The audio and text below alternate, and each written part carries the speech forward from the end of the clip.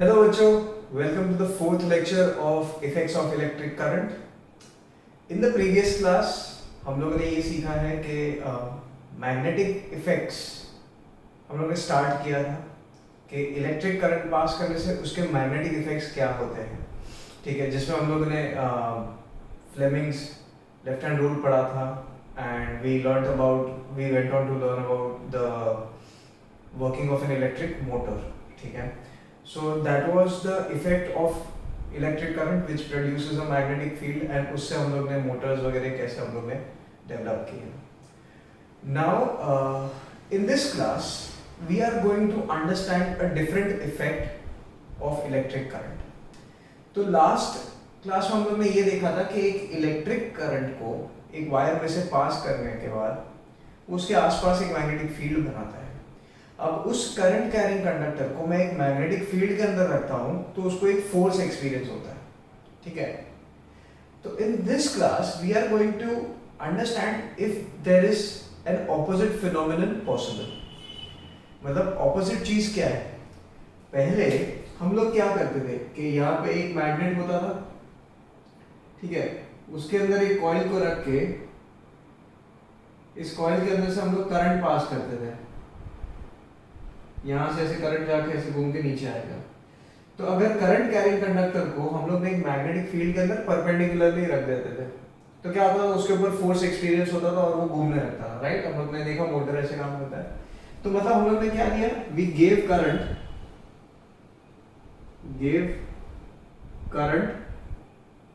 ठीक है, हम लोग ने करंट दिया एंड गॉट मोशन.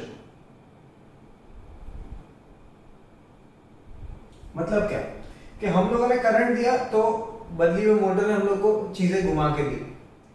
अब हम लोग इसका ऑपोजिट चीज देखते हैं क्या पॉसिबल है. क्या करना है, हम लोग को इसका ऑपोजिट करना है कि हम लोग को मोशन देके इलेक्ट्रिक करंट मिलता है कि नहीं ये देखना है, ठीक है. मतलब इस कॉइल को घुमा के अगर मैं इसको घुमाऊंगा तो बदली में ये मुझे करंट देगा कि नहीं ये हम लोग समझेंगे, ठीक है. तो that is the idea of today's lecture कि ये possible है कि नहीं. तो इसके लिए छोटे मोटे एक्सपेरिमेंट्स साइंटिस्ट लोगों ने किए थे एंड ये जो एक्सपेरिमेंट्स थे they were majorly based on the functioning of the magnetic effect of electric current. जब एक करंट कैरिंग कंडक्टर को आप मैग्नेटिक फील्ड में रखते हैं तो उसके ऊपर एक फोर्स एक्सपीरियंस होता है, वो थोड़ा मूव हो जाता है, बेंड होता है वायर, जैसे कि हम लोगों ने लास्ट क्लास में एक्सपेरिमेंट में देखा था. तो लोगों के दिमाग में ये आया कि इसका ऑपोजिट पॉसिबल है कि नहीं. तो यही आइडिया लेके उन लोगों ने काफी सारे एक्सपेरिमेंट्स किए, जिसमें से एक एक्सपेरिमेंट ये था, उन्होंने एक वायर लिया जिसको दो पॉइंट पे उन लोगों ने कनेक्ट किया, ठीक है. मतलब ऐसे स्टैंड पे रखा होगा लेट्स से, ठीक है. ये दो स्टैंड है, स्टैंड के ऊपर एक वायर कनेक्ट किया है and this wire is connected to an ammeter let's say, या ammeter में एक गैल्वेनोमीटर से कनेक्ट करते हैं, that would be more better. अब आप पूछोगे कि सर गैल्वेनोमीटर क्या है, तो मैं पहले ये वायर का नाम लिख देता हूँ. ये वायर AB है यहाँ से लेके यहाँ तक, और ये वायर को हम लोग ने गैल्वेनोमीटर से कनेक्ट किया. अब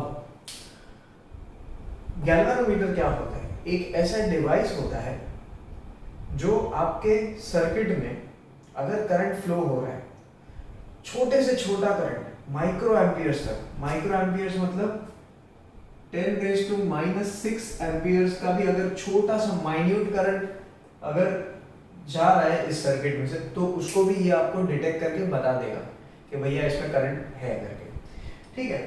तो हम लोगों ने ये वायर के साथ एक गैल्वेनोमीटर कनेक्ट किया है. गैल्वेनोमीटर का एक एंड वायर के एक एंड पे, गैल्वेनोमीटर का दूसरा एंड वायर के दूसरे एंड पे.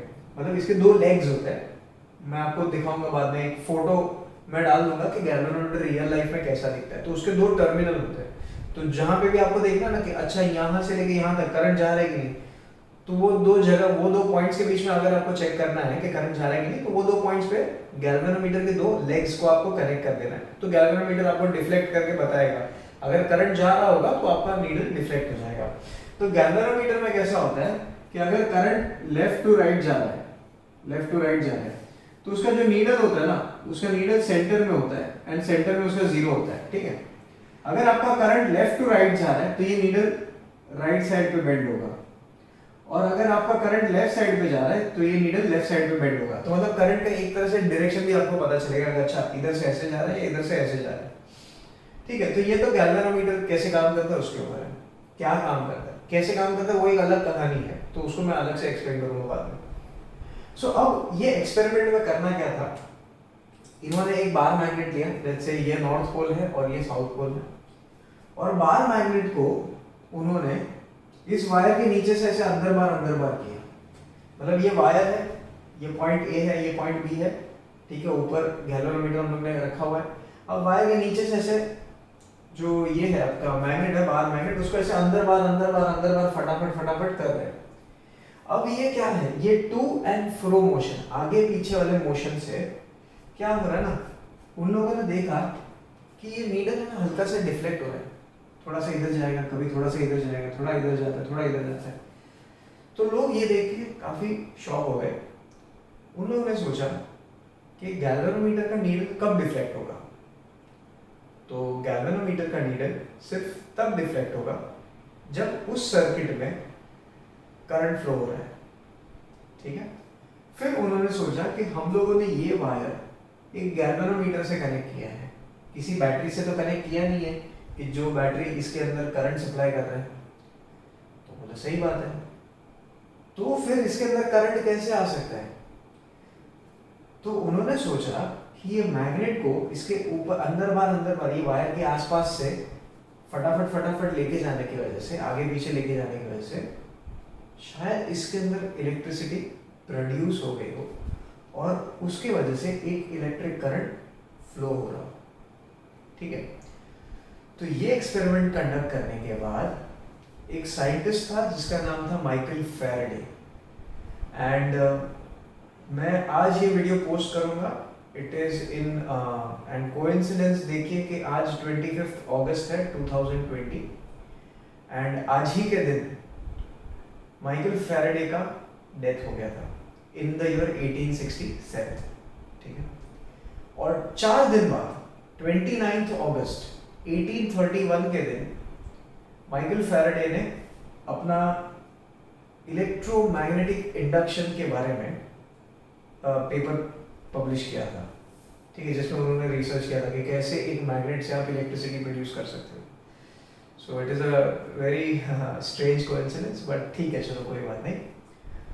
सो ये एक्सपेरिमेंट करने के बाद दे रियलाइज कि भाई मैग्नेट का इन्फ्लुएंस एक वायर के ऊपर इस तरह है कि उसके अंदर से वो करंट प्रोड्यूस कर सकता है, उसके अंदर एक करंट फ्लो करवा सकता है, ठीक है। अब ये करंट कैसे फ्लो हो रहा है, क्यों प्रोड्यूस हो रहा है, उसके पीछे का साइंस, उसके पीछे का लॉजिक थोड़ा सा हम लोग समझते हैं। So what I do is I just erase this, and अभी हम लोग थोड़ा इससे एक अच्छा बेटर डायग्राम बना के देखते हैं।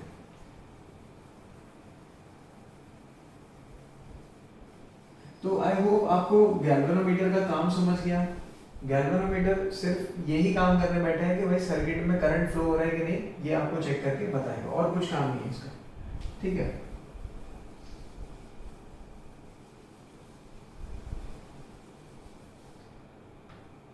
अब मैं क्या करता हूं, एक सोलेनॉइड ले लेता हूं,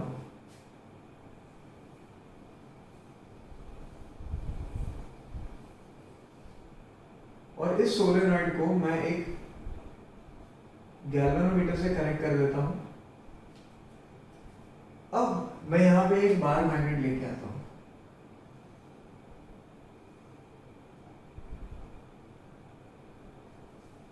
ओके।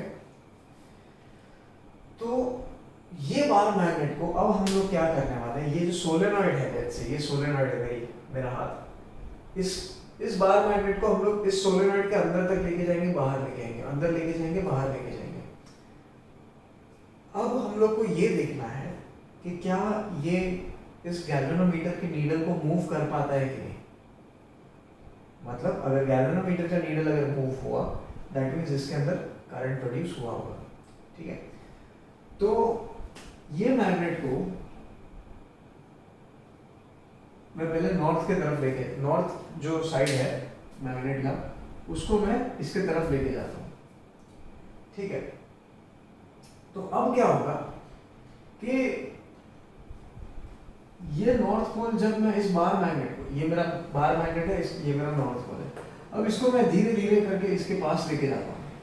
तो जैसे जैसे ये मैग्नेट इस कॉइल के पास आता है, ठीक है, तो क्या होता है पता है कि मेरा जो नीडल है मैग्नेट का, जो इस गैल्वेनोमीटर का जो नीडल है, वो लेफ्ट साइड पे डिफ्लेक्ट होता है। कब? जब मेरा नॉर्थ पोल इसके तरफ जा रहा है, ठीक है, ये मैंने नोटिस किया। तो मैं इसको पास में लेके आ रहा हूँ और मेरा नीडल धीरे धीरे धीरे लेफ्ट साइड पे डिफ्लेक्ट हो रहा है। अभी मैं यहाँ पे लाके रुक गया, ठीक है, मुझे अंदर नहीं डालना है पूरा, सिर्फ थोड़ा सा अंदर लेके आके मैंने रुका दिया है। Now what is happening is the moment I stop, जैसे ही मैंने मैग्नेट का मोशन स्टॉप कर दिया, ये नीडल वापस सेंटर में आके जीरो पे आ जाता है। मतलब क्या हुआ कि इसके अंदर अभी कोई करंट नहीं है, ठीक है। फिर मैं क्या करता हूँ, यहाँ तक लेके आया, अभी मैं सोचता हूँ कि मैग्नेट को दूर लेके जाऊँ, कॉइल से दूर लेके जाऊँ। तो मैं क्या करता हूँ, मैग्नेट को ऐसे ऐसे दूर लेके जाता हूँ। तो मैं ये नोटिस करता हूँ कि जैसे जैसे मेरा मैग्नेट दूर जा रहा है, अब जो मेरा गैल्वेनोमीटर का नीडल है वो राइट साइड पे टिल्ट हो रहा है। मतलब मेरा नीडल राइट साइड पे टिल्ट हो रहा है। कब? जब मेरा नॉर्थ पोल इस तरफ जा रहा है, ठीक है। अब इससे क्या होगा, इससे क्या अंडरस्टैंड होता है, हमको क्या समझ में आता है? हम लोग ने ये समझा कि जब नॉर्थ को इस तरफ लेके आते हैं तो मैग्नेट का नीडल इस तरफ टिल्ट हो रहा है। जब मैग्नेट का नॉर्थ पोल दूर जा रहा है इस कॉइल से, तो करंट इस डायरेक्शन में, मतलब ये मैग्नेट का नीडल इस तरफ टिल्ट हो रहा है। अभी मैग्नेट का नीडल इस तरफ जा रहा है, that means current is going like this. और जब मैग्नेट का नीडल इस तरफ टिल्ट हो रहा है, that means current is going from here to here, ऐसे जा रहा है।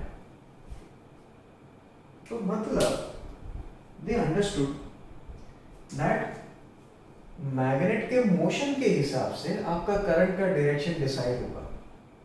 तो ये उन लोग ने एक नोट कर लिया, ठीक है, कि अगर मैं मैग्नेट का मोशन चेंज कर देता हूं तो मेरा करंट का डायरेक्शन भी चेंज हो जाएगा। उन लोग ने बोला ठीक है, चलो कोई बात नहीं। फिर उन्होंने एक और चीज नोटिस की, ये जब बाहर मैग्नेट का नॉर्थ पोल हम लोग इस कॉइल से दूर लेके जा रहे थे, तो जब तक ये मोशन में था, जब तक ये दूर जा रहा था कुछ डिस्टेंस तक, जब तक ये दूर जा रहा था, तब तक ये नीडल जो है एकदम राइट साइड पे मतलब धीरे धीरे धीरे टिल्ट होते जा रही थी। और जैसे ही ये मैग्नेट दूर लेके जाके मैंने रोक दिया, ये जो नीडल है वापस जीरो पे आ जाता था। मतलब उन लोगों ने वापस नोटिस किया कि अगर मैग्नेट का मोशन रुक जाता है तो इसके अंदर करंट भी स्टॉप हो जाता है। तो फिर ये सारे पॉइंट्स साइंटिस्टों ने नोट कर लिए। उसके बाद सोचा क्या, थॉट प्रोसेस क्या है, ठीक है। देखो साइंटिस्ट कैसे सोचते हैं ना, it is a very constructive way of thinking. तो ये अगर आप डेवलप कर लेते हो और आप अगर इमेजिन कर सकते हो आपके दिमाग के अंदर कि क्या हो रहा होगा, तो दैट इज नथिंग लाइक, उससे ज्यादा अच्छी चीज कोई हो ही नहीं सकती। तो अगर आप दिमाग में अगर एक्सपेरिमेंट कंडक्ट कर लेते हो, that is called a thought experiment. काफी सारे साइंटिस्ट, आइजैक न्यूटन, फिर अपने सर आइंस्टाइन, एल्बर्ट आइंस्टाइन, ये सारे साइंटिस्ट, ठीक है, ये सारे साइंटिस्ट बहुत ही ज्यादा थॉट एक्सपेरिमेंट्स करते थे। सारे एक्सपेरिमेंट अपने दिमाग में ऐसे आंख बंद करके बैठते थे एंड सारी चीजें सोचते रहते थे कि अच्छा इसको इसमें डालूंगा, मिक्स करूंगा, क्या होगा क्या नहीं, ये वो। तो उन्होंने सोचते सोचते पूरे वर्ल्ड के, पूरे यूनिवर्स के कितने सारे ऐसे लॉज हैं जिनके बारे में उन्होंने रिसर्च करके ऐसे ही रख दिया, बिना किसी इंस्ट्रूमेंट के, सिर्फ अपना दिमाग, एक बुक और एक पेन के साथ, बस। सो that is the power of your mind. अगर आप अपने माइंड को अच्छे से ट्रेन करो तो you can achieve anything that you want. So ये एक्सपेरिमेंट करने के बाद साइंटिस्ट लोगों ने सोचा कि ऐसा क्या रीजन है कि बार मैग्नेट जब मोशन में है तब इसके अंदर करंट होता है, बार मैग्नेट अगर रुक जाता है तो करंट भी रुक जाता है। तो ये चीज उनके दिमाग में एक चीज नोटिस की कि कुछ तो there is something related with motion of magnet and electric current, ये दोनों के बीच में कुछ रिलेशनशिप है। ये उन लोगों ने पहला ऑब्जर्वेशन लिख दिया कि देयर इज सम रिलेशन। क्या रिलेशन है वो बाद में उन लोग बाद में इसके ऊपर सोचेंगे, पहले देखते हैं क्या क्या ऑब्जर्वेशन मिलते हैं। फिर इन्होंने क्या किया, यही एक्सपेरिमेंट किया लेकिन अब की बार पोल्स चेंज कर दिए। नॉर्थ पोल को इस तरफ भेज दिया, साउथ को इस तरफ भेज दिया। तो मैं इसको चेंज कर देता हूँ, साउथ को यहाँ पे बना दिया और जो यहाँ पे है अभी आपका नॉर्थ आ गया, ठीक है। तो फिर वापस से उन्होंने यही एक्सपेरिमेंट किया। अब साउथ पोल आपका मैग्नेट का इस तरफ है फेसिंग द कॉइल, और साउथ पोल वाला साइड मैग्नेट को फेस करते हुए इसको इसके पास ले गया है।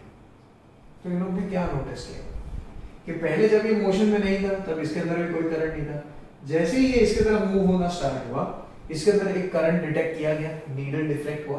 अब नीडल कौन सी तरफ डिफ्लेक्ट हुआ, नीडल डिफ्लेक्ट हुआ इस तरफ। कब, जब साउथ पोल को आप मैग्नेट इस कॉइल के पास में लेके आ रहे हो, ठीक है।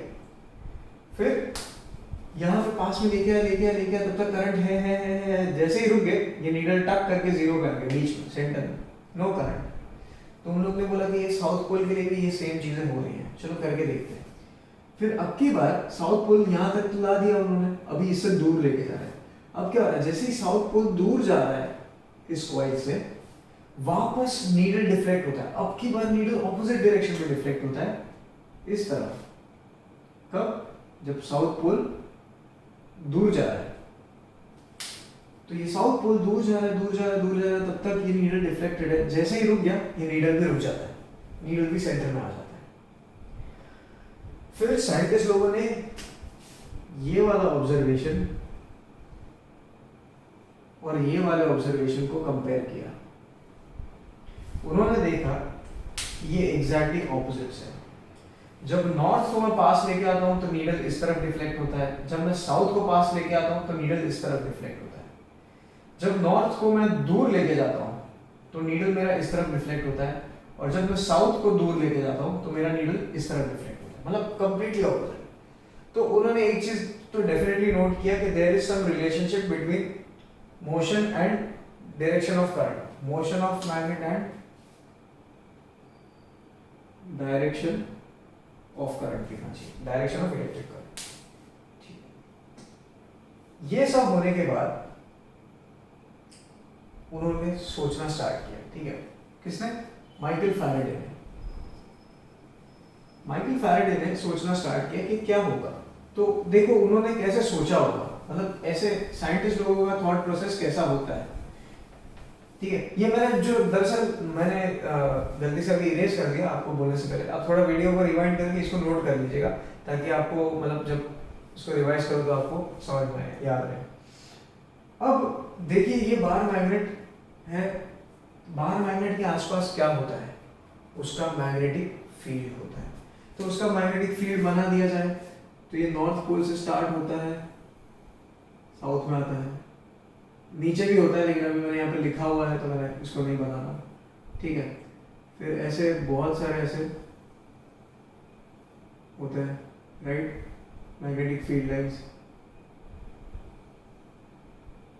जो नॉर्थ से स्टार्ट होते हैं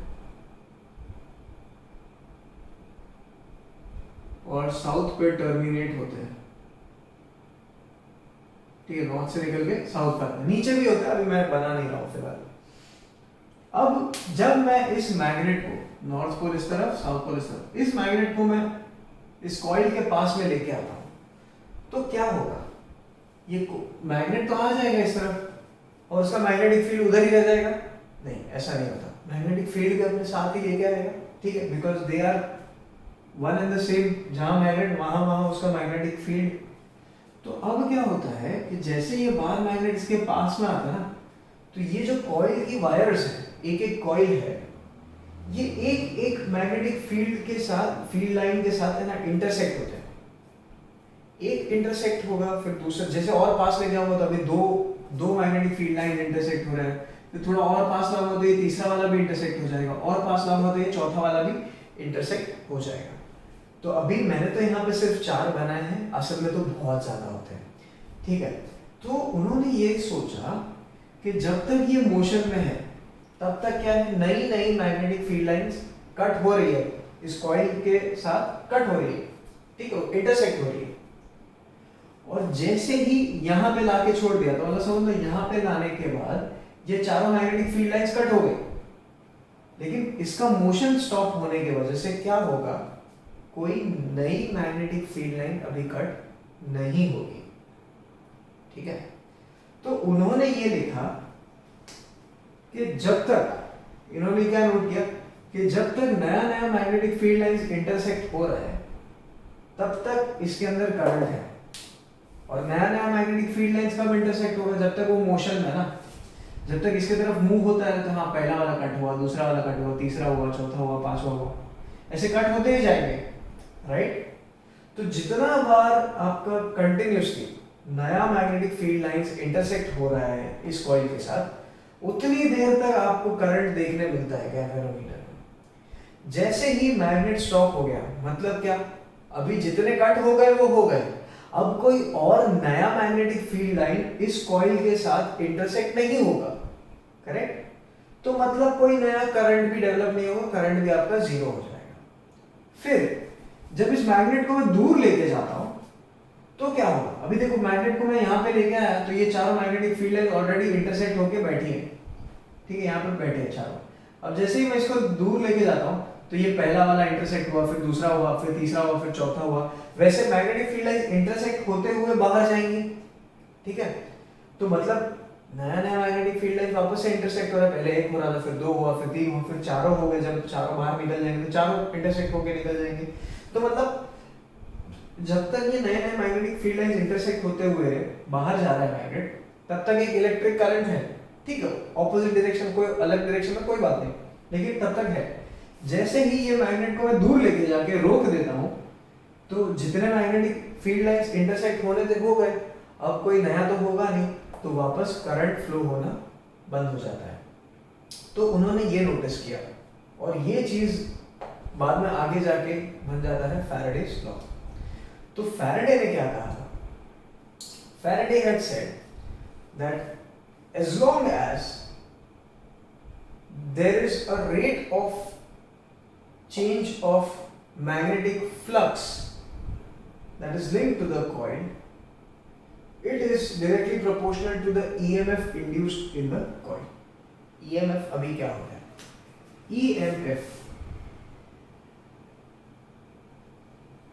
EMF is known as electromotive force. क्या है, electro, M is for motive, F is for force।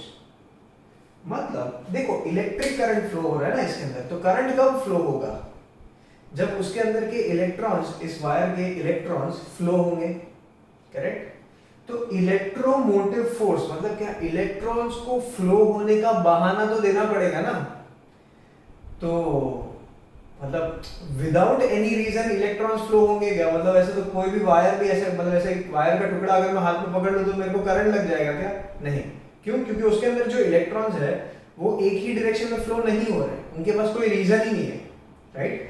तो जब ये मैग्नेटिक फील्ड लाइंस ये कॉइल्स के साथ इंटरसेक्ट हो रही रहती है ना, तब वो ये सारे वायर के इलेक्ट्रॉन्स को कोई एक ही डायरेक्शन में फ्लो होने के लिए फोर्स करती है।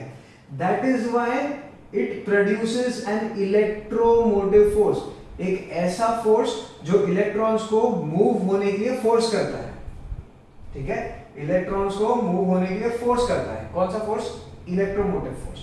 और इस इलेक्ट्रोमोटिव फोर्स की वजह से आपके अंदर कॉइल के अंदर एक करंट फ्लो होता है, मतलब इस सोलेनॉइड कॉइल के अंदर क्या होगा, एक करंट फ्लो होगा। तो उन्होंने ये कहा था दैट ये जो ईएमएफ है, ठीक है, ये जो ईएमएफ है that is directly proportional to the rate of change of flux. Rate आ गया मतलब टाइम, देखो dt मतलब क्या, छोटा सा टाइम इंटरवल में कितना फ्लक्स आपका चेंज होता है। d मतलब समझ लो चेंज है, समझ लो, ठीक है। तो फाई ये एक सिंबल है, फाई कैसे लिखते हैं, इसको जीरो लिख के उसको कट कर दो, दैट इज अ सिंबल। जैसे ओम है, अल्फा है, बीटा है, वैसे एक फाई भी है। तो phi is the symbol of electric flux या फिर इलेक्ट्रिक फील्ड लाइंस। तो जितनी ज्यादा इलेक्ट्रिक फील्ड लाइंस जितने कम टाइम में अगर आप फ्लो करवाओगे, मतलब इंटरसेक्ट करवाओगे, उतना ज्यादा इलेक्ट्रोमोटिव फोर्स होगा। जितना ज्यादा फील्ड लाइंस जितने कम समय में इस कॉइल के साथ इंटरसेक्ट हो जाएगा, उतना ज्यादा ईएमएफ होगा। ज्यादा ईएमएफ मतलब क्या, ज्यादा इलेक्ट्रॉन्स को मूव करने का फोर्स। ज्यादा फोर्स से फ्लो कराओगे तो ज्यादा इलेक्ट्रॉन्स फ्लो होंगे, ज्यादा इलेक्ट्रॉन्स फ्लो होंगे तो आपके पास ज्यादा करंट होगा। So this means that EMF, the electromotive force is directly proportional to the rate of change of magnetic flux या magnetic field lines। तो ये बात पे फैराडे ने कंक्लूड किया अपना लॉ। इससे लेके हम लोग थोड़े बहुत और एक्सपेरिमेंट्स हैं, उसको थोड़ा समझ लेते हैं, ठीक है। तो अभी एक पहले वाले एक्सपेरिमेंट में हमने क्या किया कि कॉइल को स्टेशनरी रखा, मैग्नेट को आगे पीछे मूव किया। आप इसका ऑपोजिट भी कर सकते हो कि मैग्नेट को स्टेशनरी रखो, ये पूरे कॉइल और ये गैल्वेनोमीटर को ऐसे ऐसे आगे पीछे करते बैठो। तो अभी वो ज्यादा डिफिकल्ट है कि भाई वो गैल्वेनोमीटर को दिन भर ऐसे हिलाते रहोगे तो खराब हो जाएगा। तो इसीलिए हम लोग मैग्नेट वाला किया, ठीक है। आप वैसे भी कर सकते हो, ज्यादा पैसा है तो बिगाड़ हो, एक आध दो गैल्वेनोमीटर बिगड़ जाएगा, कोई वांदा नहीं, बहुत पैसा है, ठीक है।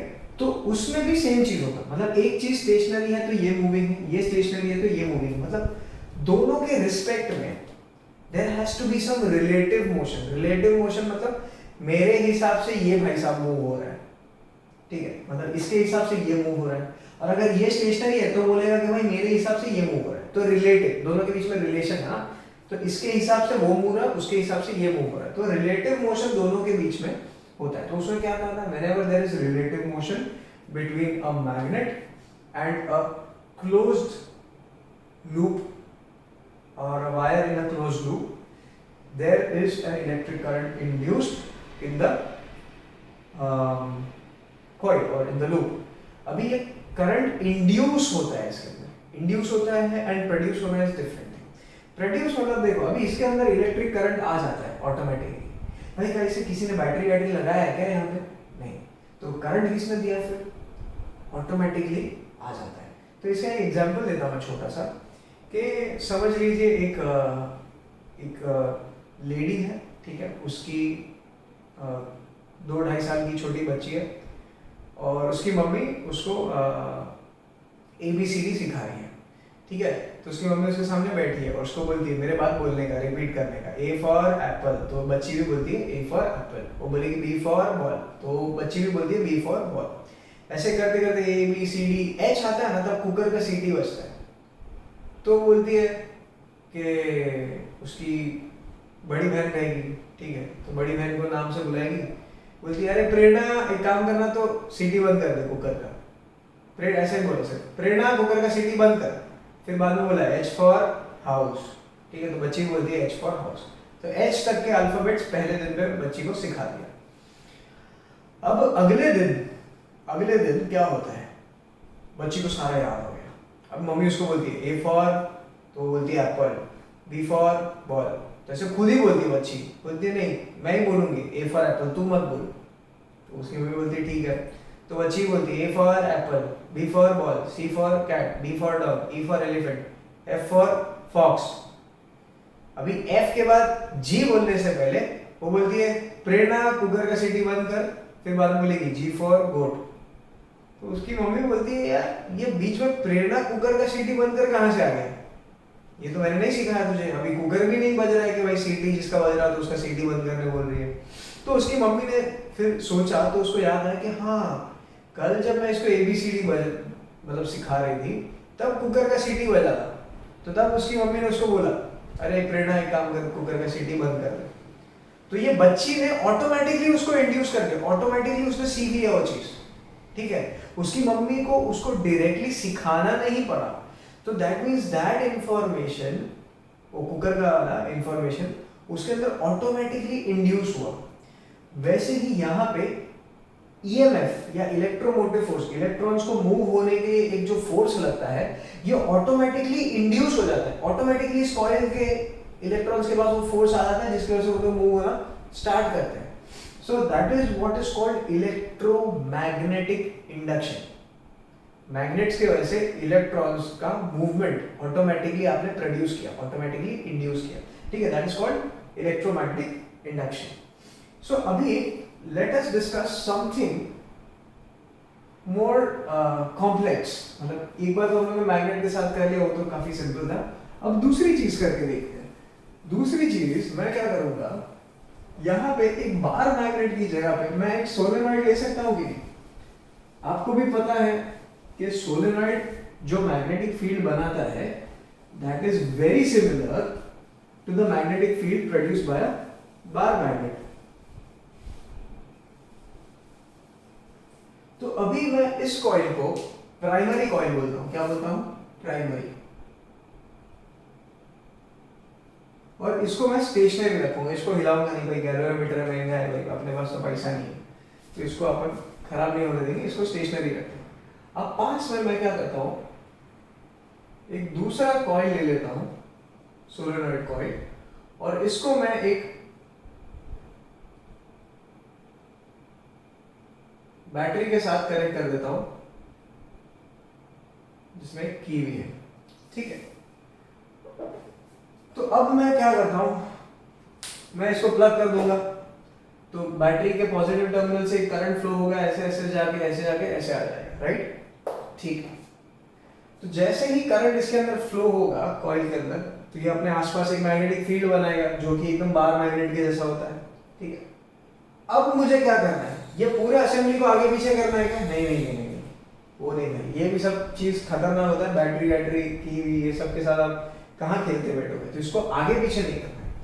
इसको है ना मैं कुछ और करता हूँ, मैं इसका की को है ना ऑन ऑफ डालूंगा निकालूंगा, ठीक है। कनेक्ट डिस्कनेक्ट करते रहूंगा। अब ये कनेक्ट डिस्कनेक्ट करने के चक्कर में क्या होता है, गैल्वेनोमीटर का जो नीडल है ना, ऐसे ऐसे ऑपोजिट डायरेक्शन में ऐसे कंटिन्यूसली डिफ्लेक्ट होते रहता है। तो अब ये चीज कैसे होता है, चलो इसको समझते हैं, ठीक है। अब जब इस की को मैंने कनेक्ट नहीं किया है, तो इस सर्किट में कुछ करंट फ्लोइंग होगा क्या? नहीं होगा। आप बोलोगे सर पाथ इनकम्प्लीट है, यहां से करंट निकलेगा तो यहां तक ही आ पाएगा, यहां से यहां पे कैसे जाएगा? पाथ इनकम्प्लीट है तो no current in the circuit.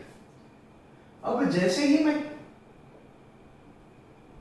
की को प्लग करता हूं अंदर, तो क्या होगा, एक करंट फ्लो होगा। लेट्स से 5 एम्पियर्स का करंट है, ठीक है। जब प्लगिंग करता हूं तो 5 एम्पियर का करंट इस कॉइल के अंदर से फ्लो होता है। अब क्या ये करंट पहले 0 था और प्लग करने के बाद 5 हो गया, तो क्या 0 से सीधा टक 5 ऐसा हो जाता है क्या? नहीं, it will go on increasing. तो समझ लो ये टाइम है, ये एक्सिस पे टाइम है, ठीक है, एंड ये एक्सिस पे आपका करंट है आई। तो क्या होगा, जब टाइम 0 है तब करंट भी फ्लो नहीं होता, ठीक है। अब जैसे ही मैं की को प्लग इन करता हूं, करंट क्या होगा, धीरे धीरे बढ़ेगा। 0 से यहाँ पे करंट 0 है, लेट्स से यहाँ पे 5 एम्पियर्स है, तो यहाँ पे आते आते 5 तक आएगा, फिर 5 पे ये स्टेबल हो जाएगा ना, क्योंकि वो कंटिन्यूअसली 5 एम्पियर का करंट आपको देगा पहले, तो 5 पे ये स्टेबल हो जाएगा, ठीक है। फिर समझ लीजिए मैं की को निकाल देता हूं, तो की को निकाल देने से क्या होगा, पाथ आपका ओपन हो गया, ठीक है। पहले क्लोज्ड पाथ था, अभी ओपन हो गया, की को निकाल दिया, तो अब करंट फ्लो होता है क्या? ओपन सर्किट में नहीं होता। तो जब ये सर्किट में करंट फ्लो हो रहा था और अचानक से मैंने की निकाल दिया, तो ओपन सर्किट हो गया, तो करंट बंद हो जाएगा। तो करंट बंद हो जाएगा तो 5 से सीधा ये 0 आ जाता है क्या? नहीं, इट टेक सम टाइम। तो ये थोड़े टाइम में ऐसे 0 हो जाएगा, यहाँ पे वापस 0 हो जाएगा। देखो यहाँ पे करंट इज 0, एक्स एक्सिस पे करंट 0 है। तो अभी यहाँ से 0 से 5 एम्पियर पहुंचने तक समझ लो उसको 1 सेकंड लगा, एक्चुअली 1 सेकंड नहीं लगता, इट इज लाइक बहुत ही फ्रैक्शन, जैसे माइक्रो सेकंड। तो 10⁻⁻⁶ सेकंड में ये 0 से 5 एम्पियर चला गया। तो मतलब 10⁻⁻⁶ सेकंड्स तक, 10⁻⁻⁶ सेकंड तक ये धीरे धीरे ये करंट का वैल्यू बढ़ रहा था। और हम लोगों ने देखा था लास्ट क्लास में कि अगर एक इलेक्ट्रिक मोटर की स्पीड बढ़ानी है तो आप क्या करते हो, आप करंट बढ़ाओगे, कॉइल के आर्मेचर कॉइल के अंदर करंट बढ़ाते हो। तो क्या होता है, अगर करंट बढ़ाओगे, ज्यादा करंट जाएगा तो ज्यादा स्ट्रॉन्ग मैग्नेटिक फील्ड बनेगा। तो यहां पे भी वही होगा। तो जैसे ही 0 से करंट बढ़ रहा है, मतलब 0.1 एम्पियर, 0.2, 0.3, ऐसे 4 है, मतलब 1 एम्पियर होगा, फिर 1.5, फिर 2, 2.5, 3, 3.5, 4, 4.5 और बाद में 5। तो ऐसे करते करते करंट बढ़ते जा रहा है। तो जैसे जैसे करंट बढ़ते जा रहा है तो मैग्नेटिक फील्ड का वैल्यू भी बढ़ते जाएगा, मैग्नेटिक फील्ड भी ज्यादा स्ट्रांग होगा। तो देखो, अगर एक छोटा सा डॉन है तो उसका एरिया ऑफ इन्फ्लुएंस इतना होगा, अपने एरिया में सिर्फ इतना छोटे से एरिया में वो डॉन है। अब जैसे जैसे इसका पावर बढ़ते जाएगा तो ये क्या करेगा, ज्यादा बड़ा एरिया सिलेक्ट करेगा कि नहीं, तो इसका एरिया ऑफ इन्फ्लुएंस भी बढ़ते जाएगा। और पावर बढ़ा तो इसका और एरिया ऑफ इन्फ्लुएंस बढ़ते गया, और पावर बढ़ा तो इसका और एरिया ऑफ इन्फ्लुएंस बढ़ते जाएगा। वैसे ही जैसे जैसे करंट बढ़ते जाता है तो आपका मैग्नेटिक फील्ड का जो एरिया में आपको मैग्नेटिक फील्ड देखने मिलता है वो एरिया भी बढ़ते जाता है। मतलब पहले समझ लो, मैं करंट ऑन करता हूँ तो मैग्नेटिक फील्ड इतना था, फिर करंट बढ़ा तो मैग्नेटिक फील्ड इतने दूर तक है, फिर और करंट बढ़ा तो मैग्नेटिक फील्ड इतने दूर तक है, और बढ़ा हुआ तो ऐसे बढ़ते बढ़ते बहुत ज्यादा बढ़ जाएगा करंट। मतलब आपका करंट तो बढ़ेगा और आपका मैग्नेटिक फील्ड भी बहुत ज्यादा दूर तक जाएगा। ठीक है, क्योंकि स्ट्रॉन्ग मैग्नेटिक फील्ड है तो उसका एरिया ऑफ इन्फ्लुएंस भी ज्यादा होगा। ठीक है, तो अब क्या होगा कि जब ये 0 से 5 तक जा रहा है, भले ये एक फ्रैक्शन ऑफ सेकंड के लिए है, लेकिन 0 से लेके 5 तक जाते जाते इसका मैग्नेटिक फील्ड बढ़ जाएगा। तो मतलब 0 है और यहाँ पे 5 एम्पियर्स है, तो 0 से 5 एम्पियर्स जाने तक इसका मैग्नेटिक फील्ड इतना हो गया। फिर बाद में क्या होता है, 5 एम्पियर्स करंट कांस्टेंट होता है, तो बाद में उसका मैग्नेटिक फील्ड और एक्सपैंड करेगा क्या, नहीं, 5 एम्पियर्स पे जितना होता है उतना पहुंच गया, वो उसका मैक्सिमम है। अब इससे ज्यादा मैग्नेटिक फील्ड दूर और ज्यादा दूर नहीं जा पाएगा। ठीक है, यहां से इतना हो गया बस। फिर क्या होता है, फिर मैं की को निकाल देता हूं, तो की को निकाल देने से क्या, करंट धीरे धीरे रिड्यूस होके 0 हो जाता है। तो ये भी 0 10⁻⁶ सेकेंड में हो जाएगा, फ्रैक्शन ऑफ अ सेकेंड में। तो अब क्या होता है, वो फ्रैक्शन में भी करंट हो तो रिड्यूस ही रहा है ना। तो पहले 5 एम्पियर्स, फिर 4 एम्पियर्स, फिर 3 एम्पियर्स, 2 एम्पियर्स, 1 एम्पियर्स और फिर 0, तो ऐसे कम होते होते 0 हो जाएगा। तो जैसे ही मैग्नेटिक फील्ड भी कंपैरेटिवली कम होते जाएगा, अगर 5 एम्पियर में इतना है तो 4 में इतना होगा, 3 में इतना होगा, 2 में इतना होगा, 1 में इतना होगा और 0 पे 0 हो जाएगा। तो मतलब जब भी मैं कनेक्ट करूंगा फॉर सम टाइम इसका मैग्नेटिक फील्ड बढ़ेगा। अब इसका मैग्नेटिक फील्ड जब बढ़ रहा है तो क्या इसकी मैग्नेटिक फील्ड लाइंस ये कॉइल के साथ इंटरसेक्ट होंगी? यस, होंगी। तो मतलब जब तक इसका मैग्नेटिक फील्ड बढ़ रहा है तब तक ये नए नए यहाँ पे मैग्नेटिक फील्ड लाइंस इसकी कॉइल्स के साथ इंटरसेक्ट करती जाएंगी, करती जाएंगी, करती जाएंगी। तब तक आपका कॉइल में, प्राइमरी कॉइल में करंट होगा और ये आपका सेकेंडरी कॉइल है। ठीक है, इसको मैं लिखना भूल गया। ठीक है, दिस इज सेकेंडरी कॉइल। तो सेकेंडरी कॉइल में जब तक करंट बढ़ रहा है तो उसका मैग्नेटिक फील्ड भी बढ़ेगा, उसका एरिया ऑफ इन्फ्लुएंस बढ़ेगा। अब एरिया ऑफ इन्फ्लुएंस बढ़ेगा तो क्या होगा, ये मैग्नेटिक फील्ड जितना दूर जाएगा तो इसके साथ cut cut cut cut cut cut होते जाएगा इसके कॉइल के टर्न्स के साथ। तो जब तक नया नया मैग्नेटिक फील्ड लाइंस इसके कॉइल्स के साथ इंटरसेक्ट हो रहा है तब तक इसके अंदर करंट है। अब जैसे ही ये 0 से 5 एम्पियर पे पहुंच गया तो हाँ भाई इसका इधर तक एक्सपैंड हो गया, रुक गया, मैग्नेटिक फील्ड इधर से इतना हो गया। अब क्या हो रहा है, अब करंट भी 5 एम्पियर पे है और मैग्नेटिक फील्ड भी इतना ही है, बढ़ ही नहीं रहा है। तो जब तक बढ़ेगा नहीं, मतलब मैग्नेटिक फील्ड जितना एक्सपैंड होना तो हो गया। ठीक है, अब स्टेशनरी हो गया, मतलब क्या, मैग्नेटिक फील्ड की नई नई मैग्नेटिक फील्ड लाइंस इसके कॉइल्स के साथ इंटरसेक्ट हो रही है क्या, नहीं हो रही है। तो मतलब यहां पे करंट भी 0 हो जाएगा। फिर जैसे ही मैं इसको डिस्कनेक्ट कर देता हूं, की को निकाल देता हूं यहां से, तो क्या होता है, ये करंट ड्रॉप होगा। करंट ड्रॉप होगा तो जो मैग्नेटिक फील्ड लाइंस यहां तक फैला हुआ था, अब ये रिड्यूस होते होते होते होते होते होते होते ऐसे आएगा और जीरो हो जाएगा, राइट। तो जब ये रिड्यूस होते हुए जा रहा है तो वापस नए नए मैग्नेटिक फील्ड लाइंस इसके कॉइल्स के साथ इंटरसेक्ट हो रही है कि नहीं हो रही है। तो जब तक ये कॉइल्स के साथ इंटरसेक्ट हो रही है तब तक इसके अंदर करंट है। जैसे ही यहाँ पे करंट जीरो हो जाएगा, मतलब मैग्नेटिक फील्ड्स अभी और एक्सपैंड है, अभी है ही नहीं, बचा ही नहीं कुछ, तो कहां से नया मैग्नेटिक फील्ड लाइन इसके साथ इंटरसेक्ट होगा। तो जैसे ही नया मैग्नेटिक फील्ड लाइन इंटरसेक्ट होना बंद हो जाता है, वैसे ही प्राइमरी कॉइल में गैल्वेनोमीटर का जो नीडल है वो वापस जीरो पे आ जाता है, ठीक है। तो ये तो क्या होगा, अगर मैं कॉइल इसको लेट्स से प्लग करता हूं, की को मैं जब प्लग करता हूं तो magnetic field lines let's say develop होती है, इसके साथ इंटरसेक्ट होती है और करंट मेरा फ्लो होता है राइट साइड में, ठीक है। नीडल मेरा राइट साइड पे जाता है। फिर जैसे ही 0 से 5 एम्पियर्स पे कांस्टेंट हो गया, कांस्टेंट होने पे क्या, ये नीडल राइट साइड पे जाके वैसे वापस बीच में आ जाएगा तुरंत ही, टक टक, बहुत फास्ट होता है। फिर क्या होगा, जब मैं की को डिस्कनेक्ट करूंगा, निकालूंगा, तो करंट ड्रॉप होगा। जब करंट रिड्यूस हो रहा है तो मैग्नेटिक फील्ड लाइन अभी वापस जा रही है, तो क्या होगा, करंट का डायरेक्शन ऑपोजिट हो जाएगा, लेफ्ट साइड पे आ जाएगा। तो करंट जो नीडल है आपका वो लेफ्ट साइड पे डिफ्लेक्ट होगा, और जैसे ही ये करंट जीरो हो जाएगा तो ये नीडल भी करंट, प्राइमरी कॉइल के अंदर भी करंट जीरो हो जाएगा और ये नीडल वापस सेंटर में आ जाएगा। तो ये चीज से हमको ये पता चलता है कि जब तक सेकेंडरी कॉइल में आपका मैग्नेटिक फील्ड चेंज हो रहा है, ठीक है, जब तक ये बढ़ रहा है या जब तक ये कम हो रहा है, तब तक प्राइमरी कॉइल में आपका क्या है, करंट रहता है। जैसे ही सेकेंडरी कॉइल का मैग्नेटिक फील्ड चेंज होना बंद हो गया, इतना, हाँ इतना हुआ तो इतना ही है, अभी चेंज ही नहीं हो रहा, ना कम हो रहा है ना बढ़ रहा है, तो क्या होगा, तो आपका प्राइमरी कॉइल में भी करंट बंद हो जाता है। ये बढ़ना या घटना बंद हो गया तो यहाँ पे भी करंट आना बंद हो जाएगा, मतलब यहाँ पे कोई ईएमएफ नहीं प्रोड्यूस हो रहा है, ठीक है। अगर ईएमएफ प्रोड्यूस नहीं होगा तो इलेक्ट्रॉन्स को मूव होने के लिए फोर्स नहीं है, मतलब कोई इलेक्ट्रिक करंट नहीं है, ठीक है।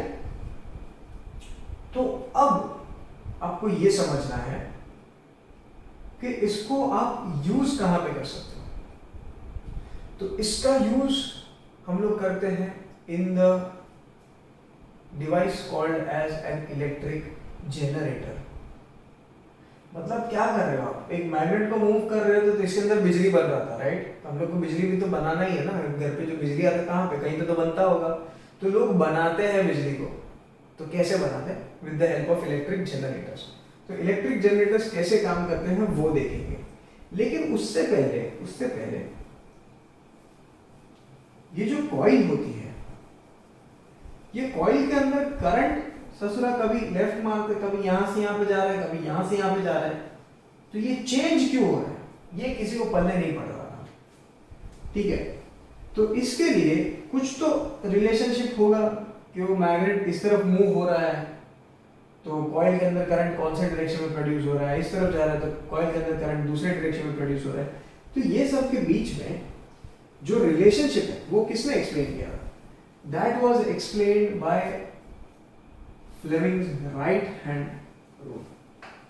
अभी आप बोलोगे sir Fleming's left hand rule तो था, अभी राइट हैंड भी है क्या, हाँ भाई वो दोनों हाथ से काम करता था, तो इसलिए उसने लेफ्ट हैंड रूल भी बनाया और राइट हैंड रूल भी बना दिया।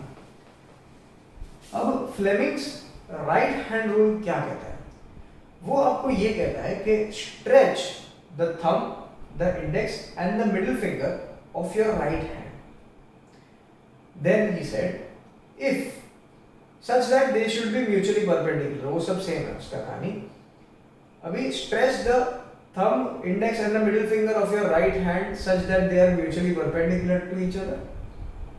If the index finger shows the direction of the magnetic field and if the thumb shows the motion of the conductor in the magnetic field, then the middle finger will show you the direction of the electric current that is induced in the coil.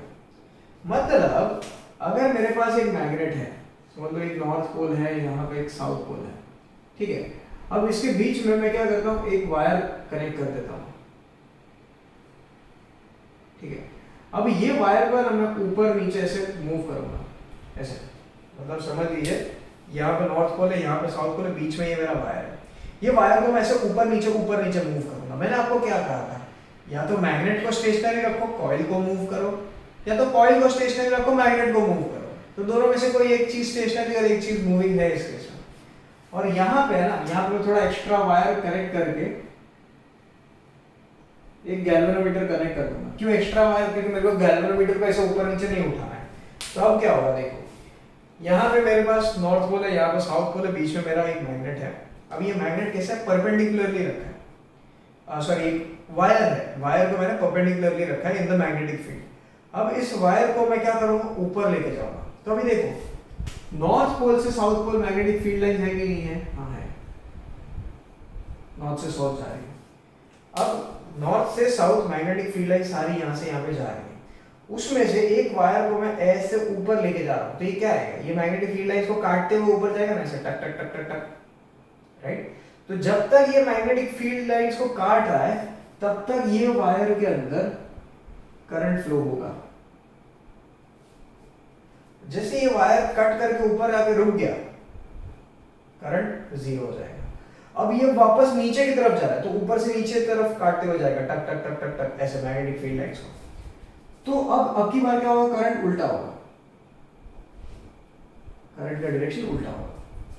तो उसने ये बताया, Fleming's right hand thumb rule ने ये बताया कि भैया हमको कैसा, अगर समझो कोई गरीब आदमी है, उसका गैल्वेनोमीटर भी नहीं है, ऐसे सिर्फ एक वायर है, ठीक है, तो उसको कैसे पता चलेगा कि करंट यहाँ से यहाँ पे जा रहा है, यहाँ से यहाँ पे जा रहा है? तो इसको मैं नाम लिख देता हूँ इस वायर का, इसको मैं ए बोलता हूँ और ये पॉइंट को मैं बी बोलता हूँ। तब उसका क्वेश्चन ये था लोगों का कि भैया पता कैसे चलेगा कि ये बी टू ए जा रहा है या ए टू बी जा रहा है? तो सिंपल है, उसने एकदम राइट हैंड थंब रूल से करके बताया कि समझ लो यहाँ पे नॉर्थ पोल है और यहाँ पे साउथ पोल है, तो मैग्नेटिक फील्ड लाइन कैसी जाएंगी, ऐसी जाएंगी, नॉर्थ से साउथ, ऐसे। अब मैग्नेटिक फील्ड लाइन ऐसे जा रही है। अब मैं वायर को कैसे लेके जा रहा हूँ, वायर को मैं ऊपर की तरफ लेके जा रहा हूँ। तो ये जो है मेरा वायर का ए एंड है और ये एंड बी है, इसको ए बोला है और इसको बी बोला है।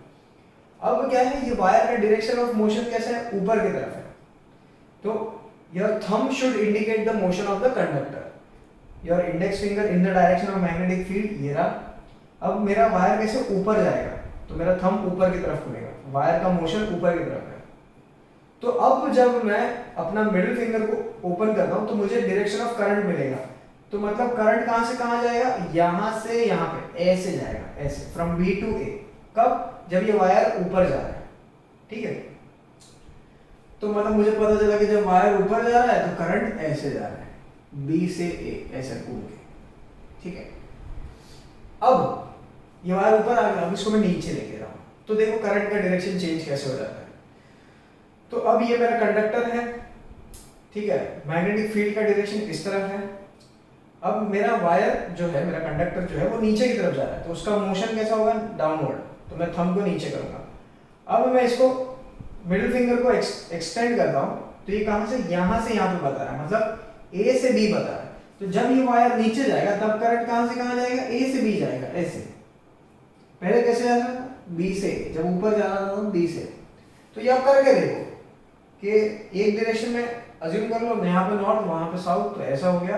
फिर वायर को ऊपर लेके जाओ तो मोशन ऊपर की तरफ है। अब मिडिल फिंगर को एक्सटेंड करोगे तो करंट का डायरेक्शन कैसा होगा, ऐसे होगा। तो मतलब वायर में यहाँ से यहाँ पे करंट जा रहा है। अब उसका ऑपोजिट, वायर को नीचे लेके जाना है, तो यहाँ पे नॉर्थ वहां पे साउथ, तो मैग्नेटिक फील्ड का डायरेक्शन ये हुआ। अब मोशन डाउनवर्ड डायरेक्शन में, तो मैं थंब को नीचे लेके जाऊंगा। देखो ये रिस्ट को रोटेट करना है, ठीक है, हाथ ऐसा पब्लिक इसका क्या क्या पता नहीं कर लेता है, नहीं वो सब नहीं करना, सिर्फ रिस्ट रोटेट करने से हो जाता है डाउनवर्ड डायरेक्शन। और अब मैं मिडिल फिंगर एक्सटेंड करूंगा तो current is flowing from A to B, तो इस तरफ करंट फ्लो होगा। तो फ्लेमिंग के हेल्प से लोगों को ये समझ में आया कि करंट का डायरेक्शन कौन से डायरेक्शन में होगा, मतलब करंट कौन से डायरेक्शन में फ्लो होगा, जब वायर ऊपर जाएगा तो कौन से डायरेक्शन में, नीचे जाएगा तो कौन से डायरेक्शन में। ये सारी चीजें काफी क्लियर हो गई जब फ्लेमिंग ने अपना राइट हैंड रूल बताया तब, ठीक है। तो ये था फ्लेमिंग्स राइट हैंड रूल। अब जो गैल्वेनोमीटर होता है, इसके बारे में बात कर लेते हैं। गैल्वेनोमीटर दरअसल कैसा बनता कैसा है, उसके अंदर एक छोटा सा डिवाइस होता है। वो डिवाइस मतलब एक छोटा सा डिवाइस होता है गैल्वेनोमीटर, उसका केस होता है, मेटालिक केस होता है, समझ लीजिए मेटालिक, आजकल प्लास्टिक के भी बनते हैं। तो केस के अंदर क्या होगा ना, एक दो छोटे छोटे मैग्नेट होंगे, यहाँ पे नॉर्थ पोल होगा और यहाँ पे साउथ पोल होगा, और इसके अंदर है ना एक कॉइल होगा ऐसा,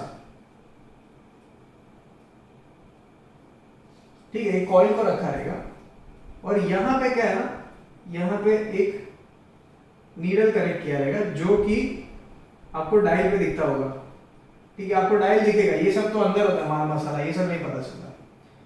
अब क्या होता है ना,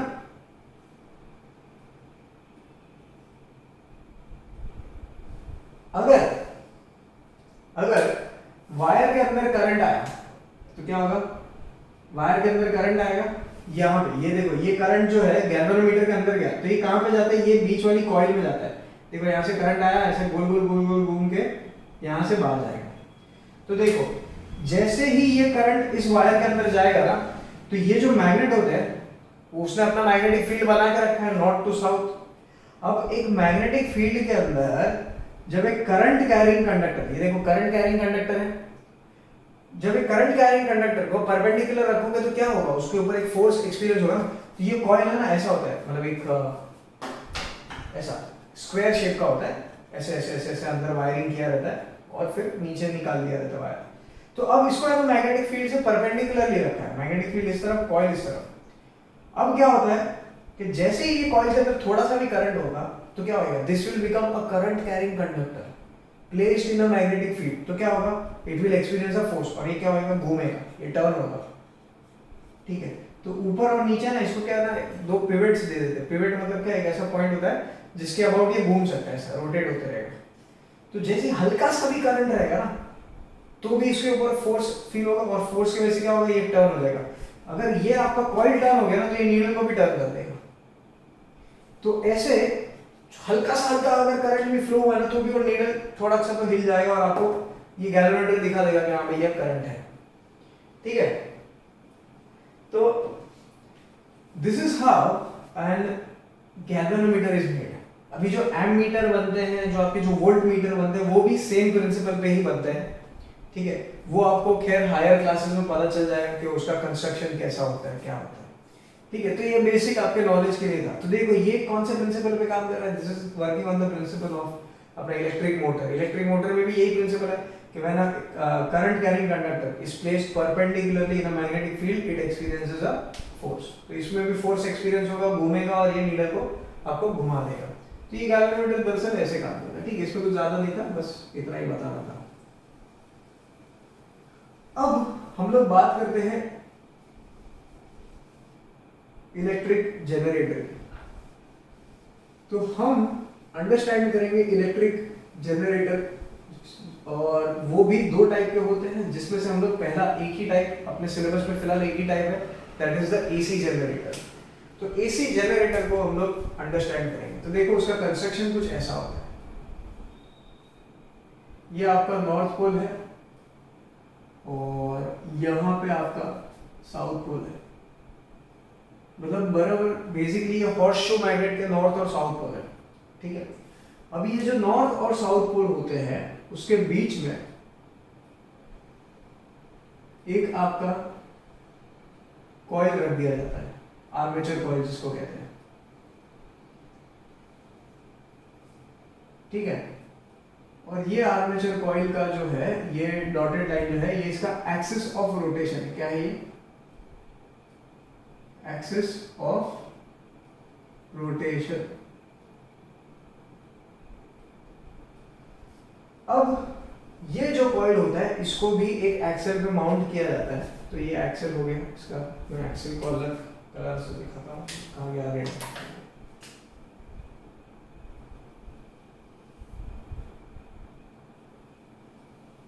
ठीक है, तो ये रेड कलर का जो रॉड है दैट इज योर एक्सेल।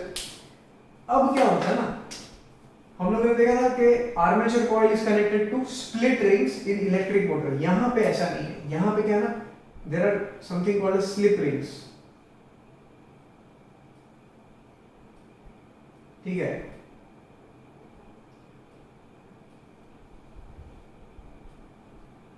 अभी ये आर्मेचर कॉइल को मैं नाम दे देता हूं ए, बी, सी और डी। ठीक है, जो ए एंड है of the armature coil that is connected to एक उसका डेडिकेटेड, उसका खुद का एक स्प्लिट रिंग है, और जो डी एंड है वो उसका अलग स्प्लिट रिंग है और वो हमेशा इसी से कनेक्टेड रहेगा। जैसे हम लोग के मोटर के केस में था कि भाई A was connected to split ring S1, D was connected to split ring S2, वैसे ही यहाँ पे इसको हम लोग बोलेंगे slip ring. This is not split, इसमें दो पार्ट नहीं है, एक एंटायर होल सिंगल रिंग है, इसलिए हम लोग इसको क्या बोलते हैं, स्लिप रिंग। इसका नाम S1 देंगे और इसका नाम S2 देंगे। ठीक है, तो नाम तो चलो ठीक है हम लिख देंगे, यहाँ पे लिख देता हूँ S1 और यहाँ पे लिख देता हूँ S2 इसका नाम। ठीक है, अब ये जो S1 और S2 जो है स्लिप रिंग्स, इसको क्या कहते हैं हम लोग, लिख देता हूं मैं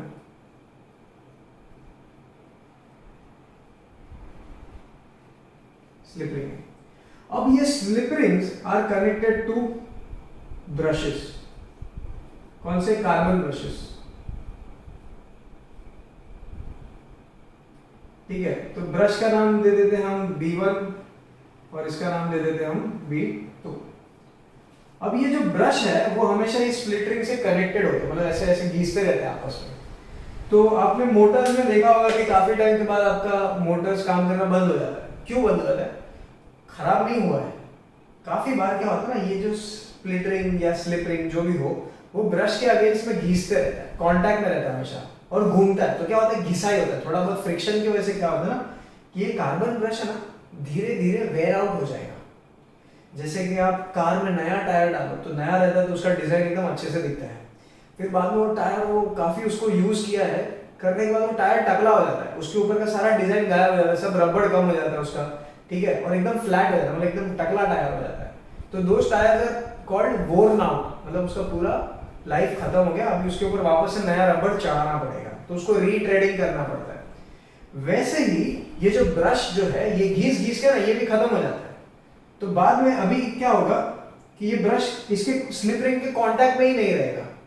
अब कांटेक्ट में ही नहीं रहेगा तो करंट फ्लो नहीं होगा, तो ये आपका कुछ भी काम करना बंद कर देगा। तो आपका आप बोलोगे अरे यार मेरा मिक्सर अचानक से काम करना बंद हो गया, या मेरा पंखा अचानक से काम करना बंद हो गया, सब कुछ सही है। तो कुछ नहीं करना होता है, वो आप इलेक्ट्रिशियन के पास जाओगे, वो ये ब्रश निकालेगा और नया वाला ब्रश लगा देगा, उसके कांटेक्ट में आएगा, वापस घिसेगा तो एकदम मस्त स्टार्ट हो जाएगा, उसके कांटेक्ट में आएगा तो वापस स्टार्ट हो जाएगा। तो जब वो इलेक्ट्रिशियन को आप देते हो रिपेयरिंग वाले को, तो क्या करेगा, पहला मोटर को खोलेगा, उसको पूरा अच्छे से साफ करेगा, क्योंकि क्या होता है ना कि ये कार्बन ब्रश के अंदर जैसे गोल गोल घूमने गए थे ना, काफी सारा कार्बन का डस्ट अक्यूमुलेट है, तो वो डस्ट को थोड़ा साफ कर देगा और नया ब्रश आपको लगा के देगा एंड आपका काम हो जाएगा। ठीक है, तो अब ये जो दो ब्रश हम लोगों ने बना लिए, ये ब्रश कहाँ पे कनेक्टेड होते हैं? These two brushes are connected with a galvanometer.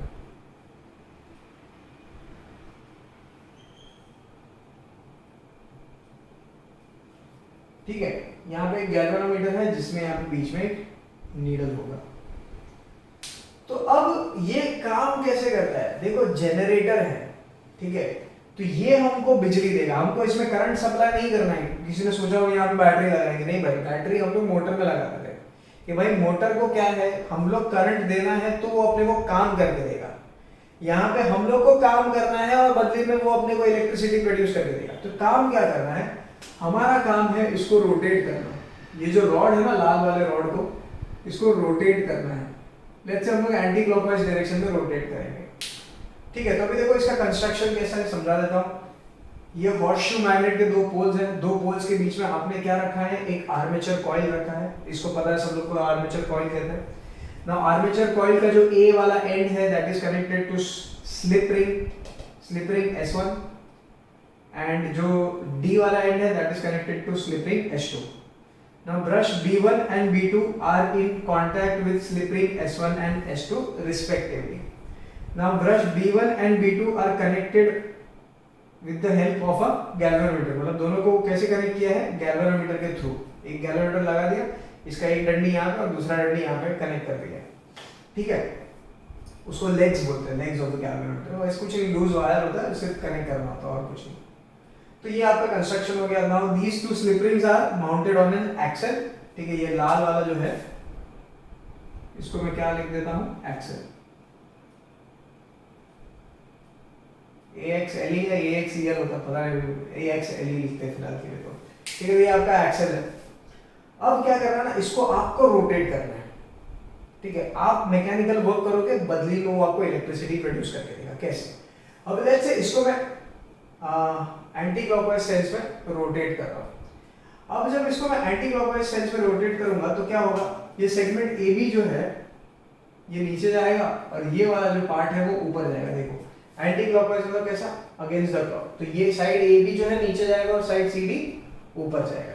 ठीक है, अब मैं वो यार अपना चॉकलेट का डिब्बा बना गया तो मेरी बहन ने ले लिया। हाँ, तो अब ये अपना वापस रेगुलर चॉकलेट का डिब्बा आ गया। ये एक्चुअली अनपैक्ड है, पिछले वाले थोड़ी मैंने खा ली थी, तो नया वाला मुझे कहीं से मिल गया। सो हम लोग इमेजिन करते हैं कि कैसे काम करता है। तो पहले स्टार्ट करते हैं वर्टिकल पोजीशन से। ठीक है, तो इमेजिन कर लीजिए कि कॉइल आपका वर्टिकल पोजीशन में है।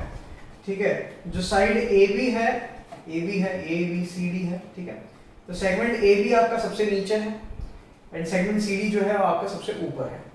अब ये रोटेट हो रहा है in the anti clockwise sense. तो देखो ये उसका एंटी क्लॉकवाइज डायरेक्शन में रोटेशन हो गया।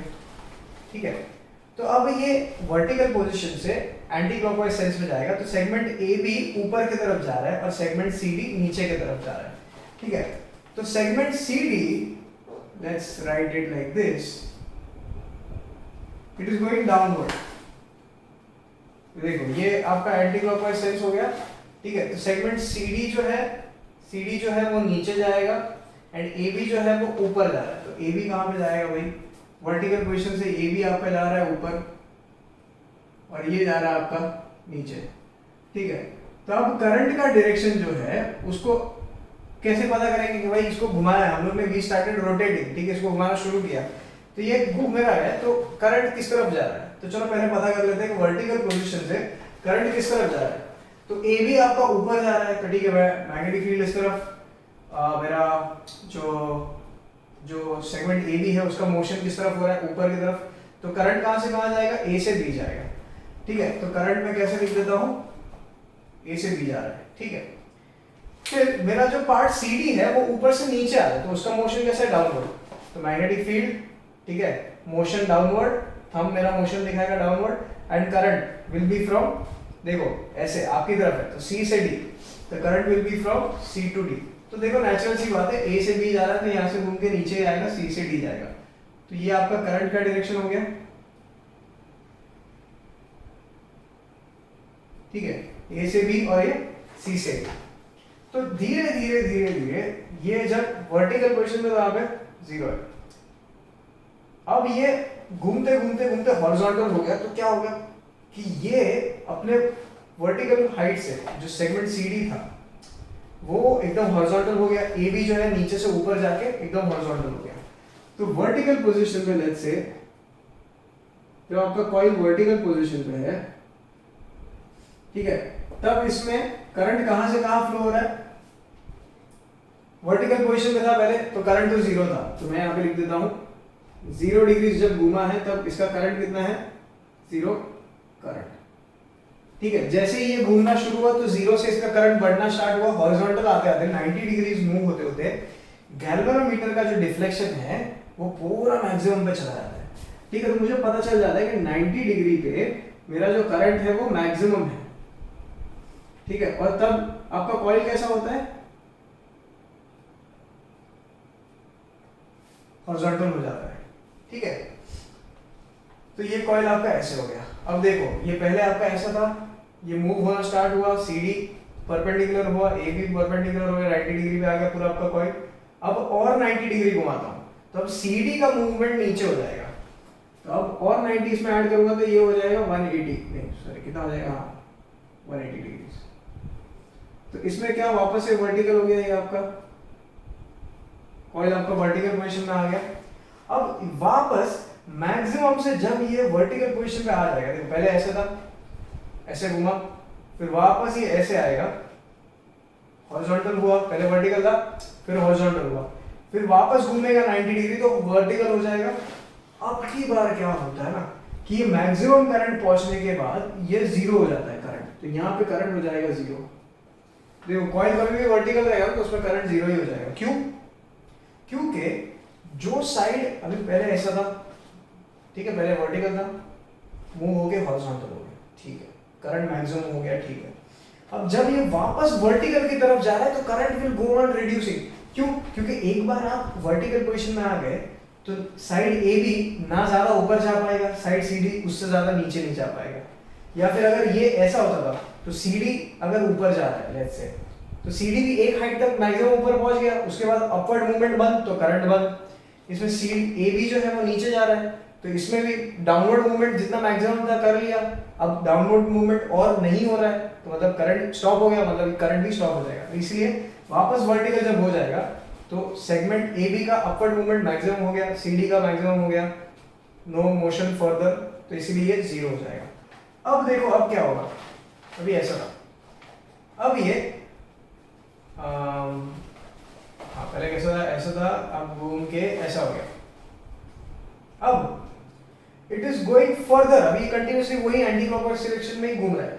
अब देखो अब ये इसमें और ये धीरे धीरे घूमता होगा, अभी देखो जैसे ही और घूमेगा 90 डिग्री पहुंचेगा तो देखो जीरो से करंट वापस हॉरिजॉन्टल कॉइल हो जाएगा ना, तो आपका करंट वापस मैक्सिमम हो जाएगा।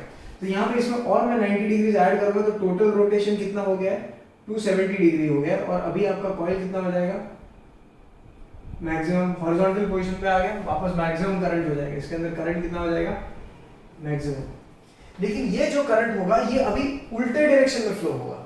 अब देखो डायरेक्शन का भी हम लोग देखते हैं, डायरेक्शन का फ्लो भी बहुत इंपॉर्टेंट है, वो भी मैं दिखाता हूँ। और ये 270 घूमने के बाद वापस जब वर्टिकल होगा, देखो जब भी वर्टिकल हो रहा है तो एक लेवल आने के बाद उसका अपवर्ड मोशन और इसका लोअर मोशन बंद हो जाएगा, तो ये क्या हो जाएगा, करंट आपका रिड्यूस होना स्टार्ट हो जाएगा। तो अब जब ये इसमें और 360 डिग्री और 90 डिग्री घुमा लूंगा, मतलब टोटल अभी 360 डिग्री घूम गया, वापस आपका कॉइल जो है वर्टिकल हो गया, ठीक है, और इसमें करंट वापस क्या हो जाएगा, जीरो हो जाएगा, ठीक है। तो इसके वजह से आपका क्या हो रहा है, करंट कभी मैक्सिमम हो रहा है, कभी जीरो हो रहा है, कभी मैक्सिमम हो रहा है, फिर कभी जीरो हो रहा है, लेकिन इसमें करंट का डायरेक्शन चेंज हो रहा है। अब ये डायरेक्शन कहां से कहां चेंज हो रहा है ये भी देखते हैं। पहले आपका कॉइल क्या था, वर्टिकल था, ठीक है, फिर CD ऊपर था, AB आपका नीचे था, और अभी क्या हो रहा है, अभी मैं इसको वर्टिकली जैसे हम लोग घुमाना स्टार्ट किया तो CD is going down, AB is going up, तो करंट का डायरेक्शन इन द कॉइल। अभी यहाँ पे इंटरनल और एक्सटर्नल सर्किट होता है। इंटरनल सर्किट मतलब क्या, जनरेटर के अंदर का सर्किट, माल मसाला। जनरेटर के बाहर कौन है, हम लोग है, हम लोग क्या है, एक गैल्वेनोमीटर लेके बैठे देख रहे हैं जनरेटर में कितना करंट दे रहा है, ठीक है। तो B1 से लेके B2 तक बीच में जनरेटर और इसके दो लेग्स, ये एक्सटर्नल सर्किट है। इंटरनल सर्किट क्या हो जाएगा, S1 से B1 S1 ये वो सब सारा सब का सब इंटरनल में आ जाता है, ठीक है। तो अभी इंटरनल और एक्सटर्नल, इंटरनल सर्किट में करंट कहां से कहां फ्लो हो रहा है, A B C D, ठीक है। तो A से B जा रहा है तो मतलब A से कहीं से तो आ रहा होगा ना, ठीक है। तो कैसे जा रहा है, देखो A से B, B से C, C से D, D से जाएगा S2, S2 से जाएगा B2, B2 से जाएगा B1, B1 से जाएगा S1, S1 से जाएगा A, ऐसे, ठीक है। तो इंटरनल सर्किट में करंट का डायरेक्शन क्या है, A B C D है, ठीक है। और एक्सटर्नल सर्किट में क्या है, D से आने के बाद S2 से B2, B2 से B1, एक्सटर्नल में क्या होगा, B2 से B1, ओके। अब ये ऐसे था, वर्टिकल से 90 डिग्री पे आ गया, मैक्सिमम करंट हो गया। अब क्या होगा, ये और 90 डिग्री घूमेगा, करंट आपका जीरो हो गया। अब इस पोजीशन के बाद आपका जो है करंट का डायरेक्शन चेंज होना स्टार्ट होता है। अब देखो कैसे, अब जो सेगमेंट AB है वो अब नीचे जाने का स्टार्ट करेगा। देखो सेगमेंट AB ऊपर आ गया है, अभी ये नीचे का डाउनवर्ड जर्नी स्टार्ट किया। सेगमेंट CD है वो अभी आपका अपवर्ड जर्नी स्टार्ट करेगा। तो CD का जो डायरेक्शन हो जाएगा अभी हो जाएगा अपवर्ड, और जो AB है उसका डायरेक्शन हो जाएगा डाउनवर्ड, ठीक है। तो अभी देखो क्या होगा, ए बी का डायरेक्शन जो है वो डाउनवर्ड हो गया, ए बी का डाउनवर्ड जर्नी स्टार्ट होगा। तो देखो कंडक्टर ए बी कैसे जा रहा है, डाउनवर्ड, मैग्नेटिक फील्ड इस तरफ, मोशन डाउनवर्ड, करंट कहां से आएगा, ऐसे आएगा, तो बी से ए जाएगा। तो current will now flow from B to A, ठीक है। And in this case C D अभी आपका ऊपर जा रहा है, वर्टिकल पोजीशन में जा रहा है, सी डी आपका नीचे है, अब ये ऊपर का अपवर्ड जर्नी उसने स्टार्ट किया था। तो सी डी क्या होगा, मोशन अपवर्ड, मैग्नेटिक फील्ड इस तरफ, motion upward, finger middle finger को एक्सटेंड करूंगा तो मुझे डायरेक्शन क्या मिला, सी डी ऊपर जा रहा है, तो डी से सी की तरफ जाएगा। तो करंट कैसे जाएगा, डी से सी की तरफ। This is the new direction of current. तो अभी देखो करंट का डायरेक्शन क्या हो गया, डी सी बी ए। तो इंटरनली यहां पे चेंज हो रहा है करंट, कब 90 डिग्री यहां पे करंट चेंज हो रहा है। यहां पे लिख देता हूं डायरेक्शन चेंजेस। तो पहले यहां पे डायरेक्शन डिसाइड हुआ था, क्या था डायरेक्शन, क्या था, लिख देते हैं ए बी सी डी, और फिर एक्सटर्नली क्या था, B2 टू B1 था, राइट। अब यहां पे करंट चेंज हो गया, देखो कैसे, DCBA हो गया, तो यहां पे करंट चेंजेस, तो क्या हो जाएगा डायरेक्शन, DCBA हो गया। फिर आपका जो A है that is connected to S1, S1 is connected to B1, B1 is connected to B2, B2 is connected to S2, S2 से वापस DCBA, ऐसे साइकिल चलते रहेगा। तो नेक्स्ट 180 डिग्री का साइकिल में अभी ये कहां से कहां चेंज हो गया, और DCBA हो गया, एंड एक्सटर्नली कहां से कहां हो गया, फ्रॉम B1 टू B2 हो गया। पहले क्या था, B2 से B1 था, अब क्या है, B1 से B2। तो मतलब आप जब गैल्वेनोमीटर कनेक्ट लेके ऐसे हाथ में लेके आप करंट मतलब जनरेटर में लगा के बैठे हो और गैल्वेनोमीटर को देखोगे तो एक बार वो लेफ्ट टू राइट जा रहा है करंट, देखो एक बार B1 से B2 जा रहा है, दूसरी बार B2 से B1 जा रहा है। तो आपका नीडल जो है ना इधर जाएगा, फिर वापस इधर जाएगा, फिर वापस इधर जाएगा, फिर वापस इधर जाएगा। तो मतलब कभी इस तरफ झुकता है, कभी इस तरफ झुकता है। तो मतलब क्या होगा, this is called alternating nature, कि कभी इस तरफ कभी इस तरफ ऑल्टरनेट कर रहा है between this side and this side, ठीक है। दैट इज व्हाई ये जो इलेक्ट्रिक करंट जो इंड्यूस हो रहा है, जो अपना डायरेक्शन बार बार चेंज कर रहा है, it is of the alternating current. इसीलिए इसको जनरेटर को क्या बोलते हैं हम लोग, alternating current generator, AC generator. और इसके अंदर जो करंट होता है that is called alternating current.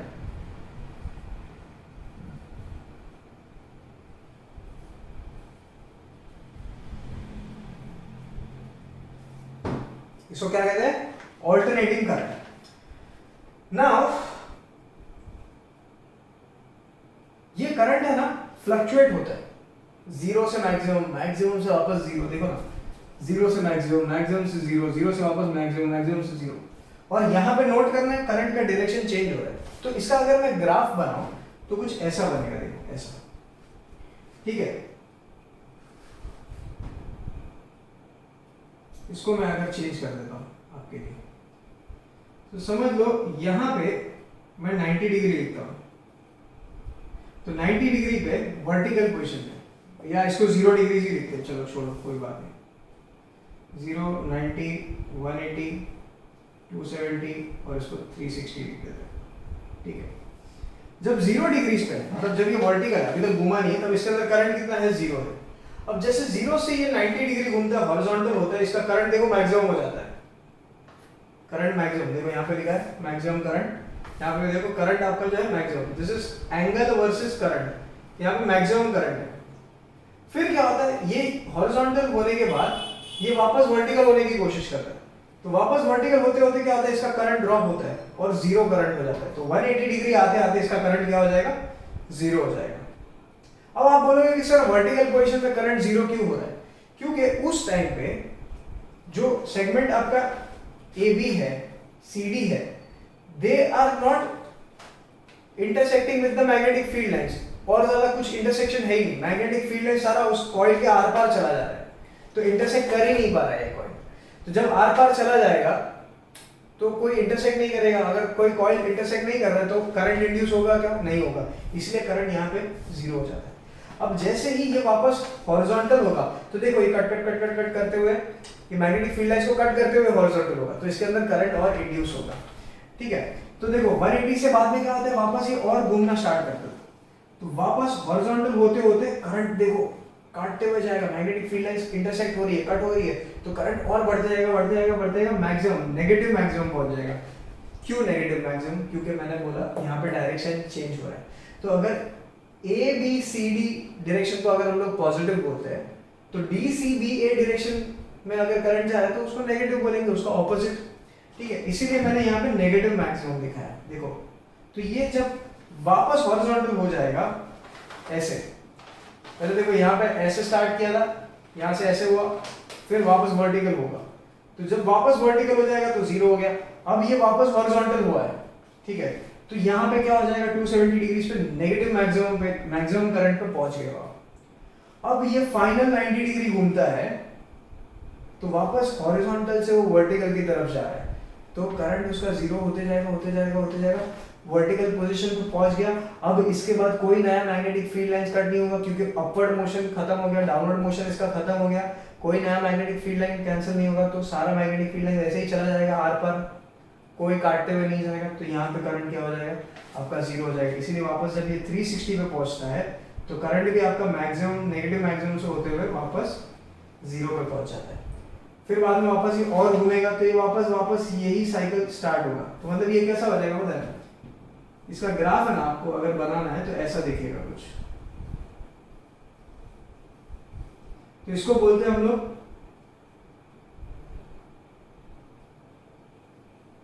Sinusoidal wave, जिसको साइन वेव भी बोलते हैं। This is called sinusoidal wave और साइन वेव। और ये देखो करंट भी आपका कभी पॉजिटिव कभी नेगेटिव, कभी पॉजिटिव कभी नेगेटिव, डायरेक्शन उसका चेंज हो रहा है, इसीलिए हम लोग इसको ऑल्टरनेटिंग करंट बोलते हैं। और ये जो जनरेटर जो है, जिसने हमको ये ऑल्टरनेटिंग करंट बना के दिया, उसको हम लोग बोलते हैं ऑल्टरनेटिंग करंट जनरेटर, या फिर उसको एसी जनरेटर भी बोलते हैं। ठीक है, क्यों? क्योंकि इसमें डायरेक्शन चेंज हो रहा है। Now there is something called as a DC generator also. DC मतलब क्या है, direct current generator. Direct current generator का काम क्या है, वो सिर्फ एक ही डायरेक्शन में करंट देगा। मतलब अगर समझ लो B1 से B2 है, तो पूरा टाइम उसका B1 से B2 ही करंट जाएगा, और किधर नहीं जाएगा। ऐसा नहीं कि एक बार में B1 से B2, दूसरी बार में B2 से B1, ऐसा नहीं होगा। तो अगर आपको डीसी जनरेटर बनाना है ना, तो कुछ नहीं करना है, यहाँ पे दो स्लिप रिंग लगाने की जगह पे एक सेट ऑफ स्प्लिट रिंग लगा दीजिए। तो मतलब एक स्प्लिट रिंग S1, एक split ring S2, S1 is connected to B1 and S2 is connected to B2। जब वो घूमेगा तो स्लिप रिंग्स आपका इंटरचेंज हो जाएगा। फिर बाद में क्या होगा, S2 will be in contact with B1 and S1 will be in contact with B2। तो जैसे मोटर में होता था वैसे ही इसमें भी होगा, लेकिन एक्सटर्नली करंट का डायरेक्शन चेंज नहीं होगा। अंदर उसका करंट का डायरेक्शन चेंज होगा, कॉइल में ए बी सी डी जाएगा, डी सी बी ए होगा, लेकिन बाहर के साइड पे करंट का डायरेक्शन सेम ही रहेगा। तो अगर करंट का डायरेक्शन चेंज नहीं होता है तो that is why that is called direct current. ठीक है, उसमें एक ही डायरेक्शन में करंट फ्लो होगा, चेंज नहीं करेगा अपना डायरेक्शन। तो हमारे घर में जो इलेक्ट्रिसिटी आता है दैट इज ऑल्टरनेटिंग करंट। ठीक है, तो अब ये देखो वर्टिकल पोजीशन से हॉरिजॉन्टल, हॉरिजॉन्टल से वापस वर्टिकल, वर्टिकल से वापस हॉरिजॉन्टल और हॉरिजॉन्टल से वापस वर्टिकल, मतलब ये 360 डिग्री जब घूमता है, इसको हम लोग बोलते हैं वन साइकिल। ठीक है, क्या बोलते हैं इसको हम लोग, वन साइकिल। तो ऐसे एक साइकिल में इसने कितनी बार करंट चेंज किया, एक साइकिल में इसने 2 बार करंट चेंज किया। पहले एक डायरेक्शन में था, फिर दूसरे डायरेक्शन में था, तो 2 बार चेंज हुआ करंट। ऐसे, या तो फिर आप बोल सकते हो कि अच्छा, ये क्वेश्चन मेरे को एक पूछना था कि आपको पता है कि ये 1 सेकंड में कितनी बार ये घूमता है ऐसे, तो उसका आंसर है ये 100 टाइम्स घूमता है। और एक साइकिल में एक बार इसने चेंज किया, या मतलब एक साइकिल में 2 बार चेंज होता है। ठीक है, करंट का डायरेक्शन। तो इससे आपका फ्रीक्वेंसी डिसाइड होता है। फ्रीक्वेंसी मतलब क्या, नंबर ऑफ साइकिल्स पर सेकेंड। तो हमारे घर पे जो इलेक्ट्रिसिटी सप्लाई होता है ना, that is supplied eight 50 hertz. 50 hertz मतलब क्या, एक सेकेंड में ऐसे 50 बार पूरा वो आर्मेचर कॉइल घूम के बैठ जाएगा एक सेकेंड में। मतलब 1 सेकंड में आपके पास 50 साइकिल आ रही है और उस 50 साइकिल में आपका करंट का डायरेक्शन 100 बार चेंज हो जाएगा। कितनी बार? 100 बार। 1 साइकिल में 2 बार हो रहा है, 50 साइकिल में 100 बार हो जाएगा। तो ये जो फ्रीक्वेंसी हमारे घर पे आती है दैट इज 50 हर्ट्ज। तो ऑल्टरनेटिंग करंट अलग अलग कंट्री में अलग अलग फ्रीक्वेंसी पे दिया जाता है। तो इसीलिए आपने नोटिस किया होगा कि कभी आउट ऑफ इंडिया से कोई बंदा आता है अपना मोबाइल लेके चार्जर वगैरह के साथ, तो जब वो अपना चार्जर इंडिया में लेके आता है और चार्ज करता है, पता चलता है थोड़े दिनों बाद उसका फोन खराब हो गया। क्यों? क्योंकि अमेरिका साइड पे ये जो फ्रीक्वेंसी है ना that is I think around 30 to 40 hertz.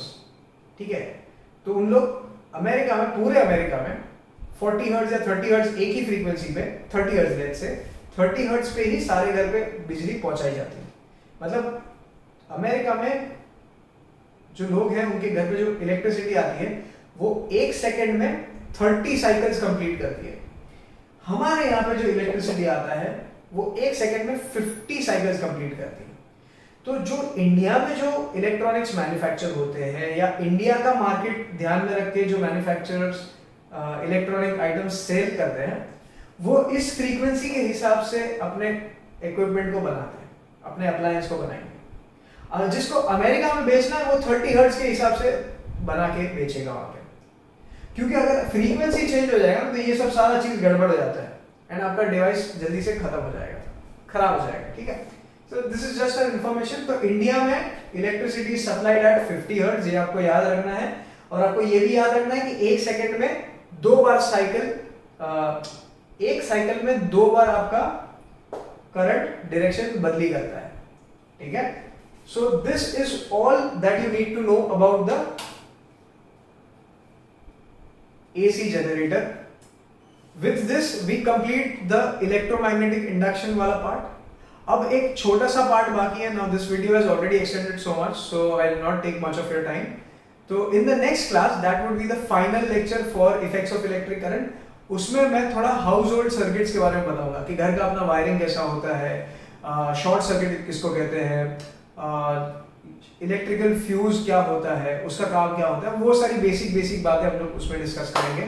ठीक है, ओवर हीटिंग की वजह से कभी कभी आग लग जाती है, वो क्या होता है, शॉर्ट सर्किटिंग की वजह से आग लगती है, वो क्या होता है, अर्थिंग क्या होता है, वो सब इंटरेस्टिंग बातें हम लोग नेक्स्ट क्लास में डिस्कस करेंगे। So until we meet in the next class, please take care of yourself, study well and see you in the next class. Thank you.